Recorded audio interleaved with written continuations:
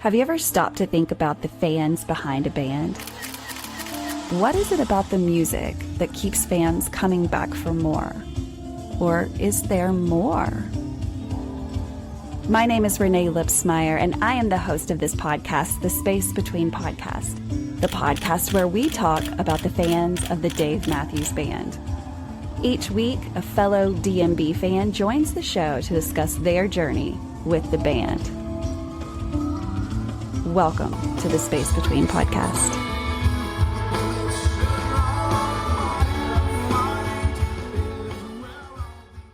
Hey guys, welcome to another episode of the Space Between Podcast, the podcast where we talk about the fans of Dave Matthews Band. If you're not familiar with Dave Matthews Band, they are a band that started in 1991 in a little town, or what was little then, Charlottesville, Virginia. It's a beautiful city to this day. The band started in 91, and we are celebrating 35 years this year in 2026. It's hard for me to even say that, yet believe it, but basically my whole life, or what feels like my whole life, has been consumed with Dave Matthews Band. But I know I'm not alone because there are thousands of fans that love this music all around the world. And so if this is your very first time listening to this podcast, just know that every single episode is completely different. Every episode, we have a fan of Dave Matthews Band to join the show and share their journey. Why do they like this music? Why do they listen to it? Why are they still listening to it after 35 years? But of course, we have all ages in every range. We've just had an 11-year-old on this show. We've had 18-year-olds on the show. And of course, this music is a little different to them because they weren't around in 91. So how does someone find out about the original sounds of this band and like the history of this band without going to YouTube or listening to recordings? Well, we're going to talk about one of those ways that you can discover the original sounds of what Dave Matthews Band sounded like in this episode. So we have a guest on the show. I'm going to let you introduce yourself. Tell us who you are and where in the world are you? Hey, yeah. Thanks for having me. I'm Zach. I'm out in New Hampshire in the greater New England area, southern New Hampshire specifically. Beautiful. I've never been to New Hampshire. Yeah, you'll have to come out. It's beautiful. So what is New Hampshire known for? Every state's known for something. What is something big that New Hampshire is known for? Well, it's funny. I'm a transplant technically. I'm originally from Seattle. Gotcha. But if there's anything I've learned being here for a few years, I don't know. Maple syrup, kind of like Vermont is here. And their infamous slogan of "Live free or die." There you go. And then just love having mountains, beaches, lakes, like everything. It's a great outdoor area for sure. So, which is part of what drew us to here, being from Seattle. So. Yeah, across the whole country, you just that's a big move, and all the way across the country. But I'm glad that you're happy there. And again, thank you so much for joining this show. Tell us a little bit of things that you like to do outside of music. Yeah, outside of music, involved in aviation, both flying the toy airplanes, the RC planes, and then also general aviation airplanes like Cessnas, as an example. Do some flight instruction, and then my day job is flying the big metal tubes around. So I do a lot of that. And then I love skiing, hanging out with the wife and doggies, doing walks, going to the ocean, just stuff to get out and just enjoy, like I was saying, the New England, New Hampshire vibes out here. So yeah, for sure. For sure. So the $1 million question on every episode is, when did you first hear of the music of Dave Matthews Band? I think I'm sure I heard it before this memory, but I know this memory stood out the most to me because it was the first time I'd really had it put in front of me purposefully. And I think I was in 7th or 8th grade, so it would have been 13, 14. Somebody, our neighbor actually, I think, bought us the Gorge 2002 box CD/DVD. And we put that into the DVD player, and the title screen. You remember with DVDs, you'd have the title screen with the looping music. It was the jam of What Would You Say? And my ears, I didn't know at the time, but like I'm a huge fan of like soul, funk, that kind of a vibe, and just that tune just screams that. And then from there, I just went down the rabbit hole.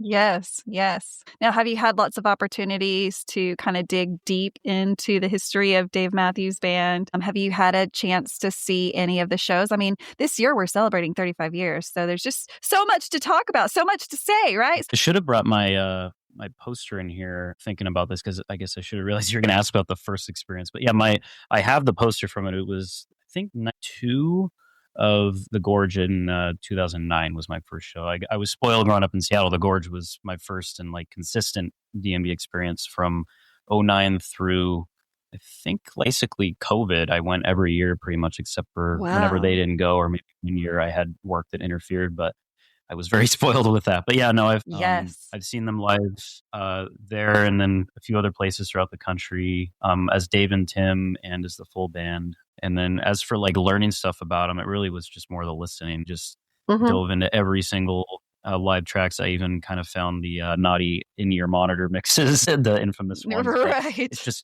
crazy. It was really cool getting to listen just the whole catalog. And like you said, I just poured hours of my life into just learning the catalog and really being inspired by it too. And that's Well, let's take it back. I know that you were a young age when you started the piano. Tell everyone kind of that story of how old you were, why you started, and how you kind of followed it, and you're still playing to this day the music that you love. yeah. I think I'd always like from a young age had an interest in the piano. I think just pictures of me as a toddler sitting at it. I didn't really start official lessons until I think it's the summer after kindergarten or first grade, somewhere in that age range. I did classical. I know I expressed interest to my family like consistently enough that they're like, okay, let's find you a teacher. So Yes, and then, yes. yeah, I did classical for about 10 or 15 years. And I think technically then about 5 to 7 years into that is when I found Dave. And then that also kind of pointed me in the direction of like, I love my classical foundation that I have and the music Hmm. fundamentals that I've learned from it. But now I want to play stuff that more people recognize, you know? So Right. that's where DMB definitely kind of started that path in addition to doing jazz band and stuff in school. But yeah, so. So there's going to be a lot of people that may be listening to this that are newer fans of Dave Matthews Band, and so when we Mhm.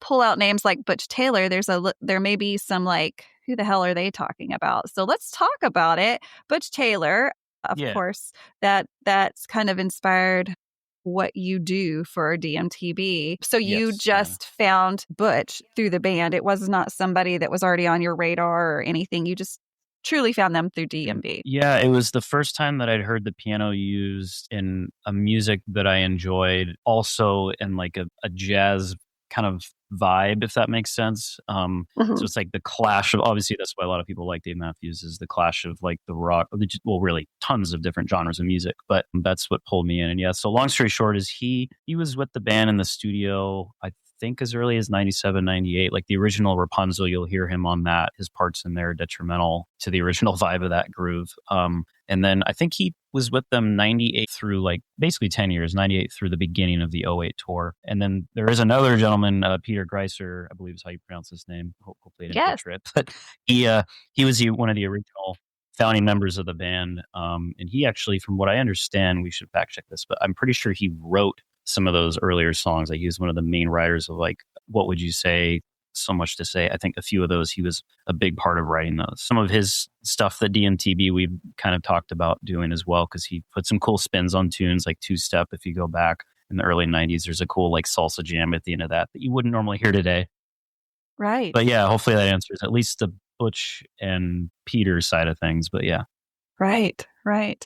I love it when you're at a show. And of course, that leads me to saying, you're not at every show. How do we get so no, lucky to find Zach with DMTB? Because, of course, you're not with them full time. What does your schedule kind of look like from year to year? And is it just based on, family and work? Of course, it must be in some way, but yeah. how do they get Yeah. you lined up to be with them? Basically, the long story short is, yeah, I mean, work, my full time job in aviation keeps me busy. And then, of course, family. But I try to fit in, usually, typically, depending on how heavy they're touring and how much they're near my neck of the woods, maybe 1 to 3 gigs a month with them. And yeah, they've been awesome. Like David will just say, hey, let me know what dates you're free. Let me know the shows that you're thinking about, and we'll make it work from there, basically. And Mhm. I've been really lucky to be able to be a part of it because they're putting a lot of work in and growing a great loyal group of people that come to see him, and I definitely feel lucky to get to be a part of it, even part time. How did this happen? How did you find them? Did you know about them? Did you apply? Like, how does this all work? Yeah, that's the funny thing with the music industry is it's just so much of this guy heard this guy and thinks this guy should play with this guy. It's so much of just networking. And rewinding back to when I was in high school, I saw that the Dave Matthews Tribute Band was coming to Seattle. This is an earlier iteration with the prior lead singer and manager, Ryan. And it was a completely different band, but I literally just like kind of advocated for myself as the passionate, nerdy Dave teenager and private messaged him like, hey, I would love to come see your show, and I play keys and know some of the parts, and it'll be cool to play with you. And that's what opened the door, is they actually were receptive and very gracious to have me come on with them. And that was a great earlier memory, the first time I'm like applying all this stuff that I spent hours listening to and learning and playing it for real. Right. And then from there up, before kind of David took the I guess the torch, so to speak, and started running the band fully, I played with that iteration of the band, even with David, a few times between 2012 and like 20, basically after COVID. It was maybe once every year or two I played with them and networked that way. But yeah, it's crazy. It's just, I learned the stuff, put the time in, and then just hit them up kind of like it's a Hail Mary. And yeah, they were great. So That's awesome. That's awesome. I mean, who would have ever thought, you think of these things, and of course, none of us know our futures, but like how yeah, cool that something that you love and that you loved from an early age is something that you ended up being able to kind of put into your life in a different way, right? And DMTB is definitely that way. I like to remind everyone that you guys really do pay tribute to the original sounds of the band. And that's what your aim is. Of course, no one has ever said, oh, we're trying to be just like Dave. No, no, no, no, no. None of that stuff is happening. You guys have a different approach. You have such an appreciation and admiration and love for the music that is Dave Matthews Band and that was always from the beginning. But you guys have really kind of made such a cool base for people that weren't necessarily around in 91. And all we have are, old videos and old recordings, but we've never actually been in a room where, Butch Taylor or, any of these early sounds were happening, because fans are every age all over the world. And whether it's age that has just taken you out from seeing that, or that you live in Africa, and they never really go there. It's such a treat to be in a room and close your eyes and just feel that, I don't know, it's like a connection with your youth if you're old enough to understand that. But for the people that have been born later in the 2000s, what a great way for them to get to go back and go, okay, I understand kind of the transition, or the way that this band has evolved and changed throughout every decade that they have been in, and we're so happy that they're still playing. What are your top things that you keep going back to DMTB to do some things with them? What keeps you going back? well, definitely the culture, and just like the family aspect of it for sure. Like the guys are all like brothers to me, and David I've known longer than most of them, but I mean, time doesn't matter with friendship, as you know. Like if you make a good friend, you make a good friend for life. So that they're Right. great. And then also just being around people like what you mentioned about the band, like we're all just as passionate and nerdy about it as the next guy. We just happen to play instruments and then we apply it to that, right? So That's we're right. all just as big into it. We're just kind of, I love what Gary says. It's like a basically a Dave Matthews karaoke session. You know what I mean? For the audience, like we're just all there to have fun and play the music and have that good And that time. happens. It happens at every show that I've been to, and even online. I just see it at every show that's put on. Just people are so excited to have live music in general, right? Like we can say that across the Yeah. board. Any kind of live music is beautiful, but when you have a connection with that music and it's something that you cannot pay to go hear live anywhere else, there's Yeah. such a magnet that pulls us in and be like, oh, do you want to go back to 1995? Close your eyes and come with me. I will take you right there. And you guys nail it every time. It's just such a really cool feeling. Its feelings are hard to describe, but I know that so many people that are listening to this that have been to DMTV shows, they can understand, because you're doing very well. And with doing very well comes, of course, a group supporters that have just, the numbers have grown.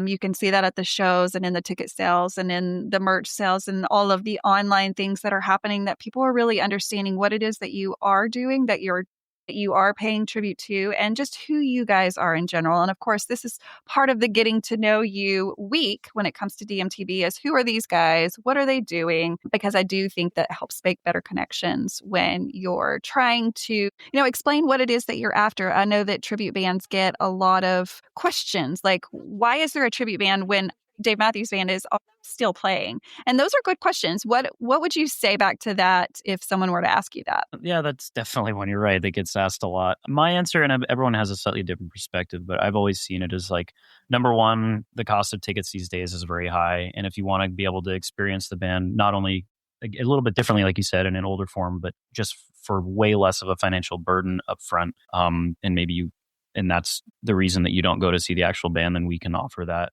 But then also it's just, like you said, being able to offer a different version of the band. The real bands out there, they're doing their thing and they're doing phenomenally as always. But we're having fun playing, and we're not stepping on their toes, so to speak. It's purely just so that we can have a good time as fans, bringing the music out there to more people. So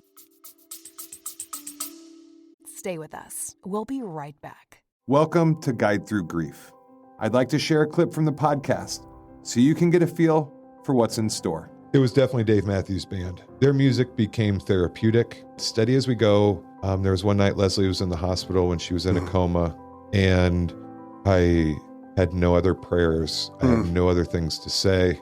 And I found myself just singing her that song a bunch that week. I really leaned into their music to get through. I'm glad you had Dave. That's right. More people, 2026 is all about more people. The band is traveling from coast to coast, going to places they've never been. It's just exciting to see other people excited. And I'm so encouraged by that because I think that 2026 is going to be such a year of growth for you guys. I'm excited to be on the sidelines watching it all. It really is amazing. But of course, amazing things happen when you have great musicians that have passion. And I think that that's something that everyone can see when you're on the stage performing is that there's just passion oozing out of everything that you do. And we can tell that you're not up there because you just needed a gig to play. You're up there because you love the music that you're playing. And what an honor to get to pay tribute to these guys that have been such a big part of our lives. So, of course, 2026 is a busy year. Do you know how many shows you're going to be able to fit in so far? I know that the schedule's out and has been posted out for everyone to see through April at least. And so, guys, if you have never seen DMTP, definitely go to dmtb.com. You can see their schedule. You can buy your tickets there. And I encourage you to buy tickets now because they are just disappearing very quickly. So don't wait. Definitely check out dmtb.com. So do you know how many shows you're going to be able to make? Just how many are you going to be able to squeeze in between all of the things you have going on in life? Yeah. I'm pretty sure between now and the end of April, I'm doing probably 5. That's a good number. So, yeah, I think I chatted with David about it. I think he's going to maybe try and do something where he puts like a little keyboard emoji next to shows I might be on for those that maybe want to hear the key sound or whatever. Yes, that's a great idea. So Downchick Studios in Pembroke, Mass. I believe that's the 16th of January, and then Tupelo on the 17th of January. And then we're in St. Pete. I think you're going to be at the St. Pete show, right? That one's at the end of February. Yes, and I will be there. I will be on that one. But from my memory, that's the furthest out I go. But I think there might be a few more. Time is tricky. And when you start talking about schedules, it gets really hairy. It's just like, I don't know. I have to look at my spreadsheet, right? Like, I don't know where I'm going to be. Especially with you, just like traveling for an actual profession and then traveling as like a kind of a side profession. It's just travel with you. Does your wife like to travel with you when you're traveling a little bit, or is that, does she enjoy the music of Dave Matthews Band? Yeah, it's funny. Like she had obviously known of them through radio hits and stuff before we met, but now she's like, we go to concerts and even DMTB, and I see her singing along to stuff. So she's definitely Well, awesome. Well, I hope I get to meet her at a show. I know in the past times she wasn't there I'm sure she couldn't be there, and so I love meeting all of the family members to see who's your support system at home. I've got a chance to even meet David's parents and all of this, and it really just opens your eyes to like what a big deal this is and how many people are standing by to assist you guys to say, hey, we're here at home holding down the home front while you're gone, and have fun, and then life continues when you get back. So it's it's exciting that you're going to be out and about in 2026 because I'll say it, you bring something to the show. You know, I can tell Thank when you. you're not there. I can tell you. I mean, everyone can tell when you're not there, but like when you are there, it's everything, right? Because I'm such Thank a you. big fan of the work that Butch Taylor did. I mean, there's so many little things that he did that is not done anymore. And that is completely fine. You know, I never try to compare, what I call the decades, the 90s, the 2000s, 2010s, 2020s. We're talking about 4 different decades here. And so, of course, the music has changed. And what I love about you guys, again, is just that you hold fast to those first 10, well, quite a big span, 91, if you want to say, all the way to 2008-ish, something like that. And so that's a lot to cover. It gives you 10 years as the keys player to really kind of, or if you want to go before that and go into Peter, there's so much that you can do. And so I'm sure that show after show doesn't get boring to you because there's just so much material that you can play. No, and it's great because the guys do, a couple times a year we kind of get together and put our heads together, so to speak, and go, hey, what other tunes have we not done in a while that we could add? And oftentimes there's 1 or 2 that are more key heavy, but yeah, it's cool because we're always trying to change it up. And I mean, you've seen maybe some of the posts Dave has put out with some of those deeper cuts, and those are fun to learn for sure because it's a lot of left field, but also just nice to have in the repertoire. We appreciate it so much. Deep tracks are, of course, it's a whole thing with Dave Matthews Band fans. We want those deep ones that we never hear because their catalog is just extensive. You guys make it a little more tangible for us to have those things that we may not get with Dave Matthews Band. And so there's just so many reasons to go see DMTB. Yeah, thank you. Yeah, a good memory, like kind of on that topic briefly here, like I never had this before, but somebody requested Here On Out, which Gary had, I think, learned briefly when it first came out, but he'd never done it live. And then the long story short is that in the audience, Guy actually proposed to his wife while Gary was playing it, which was really cool, pretty emotional. But it was really cool. Wow. But like you said, the odds of like being able to request a specific song for an engagement for a Dave Matthews show is very little. But yeah, we can offer that. So. That has to be cool to see all of these things happening from the stage. And while I know you're concentrated on what you're doing and you're having a good time, of course, working with the other fellas on stage, do you ever find yourself like catching a glimpse of something positive or cool that's happening in the crowd? Yeah, absolutely. I mean, I think that what we love most is, we feed off of the crowd's energy, as would any band. But like our favorite thing for sure is like when we play a tune that just gets everybody in the pit up and dancing. That's just like, you can't beat that energy, So no, especially like if someone's soloing and people are feeding off of the solo, like it's really fun. It is. It's amazing. Zach, is there anything in particular that you help the band with outside of just playing the keys?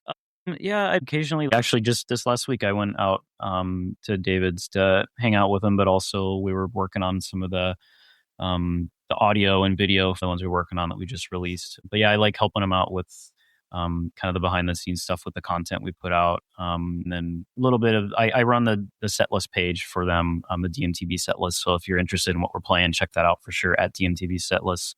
And then occasionally we'll answer like DMs that we get and stuff like that. But yeah, just whatever I can do to, kind of take a little bit of the load off for all the guys. Right. I can't say thank you enough for being on the show. I'm so excited that I've been able to shed a little light on what you guys are doing. Of course, I'm such a big fan. That's why you guys are on this show. Is I just, when I see fans doing great things, that's what this podcast is about. The fans doing things. And there's so many fans of Dave Matthews Band that are doing so many things because of this music. And the band DMTB is another example of what fans are doing because of the music. So thank you so much for sharing your story and your time. And guys, you can see where the band is going, of course, dmtb.com, but you can also see where the podcast is going because I'll be on the road with DMTB in 2026.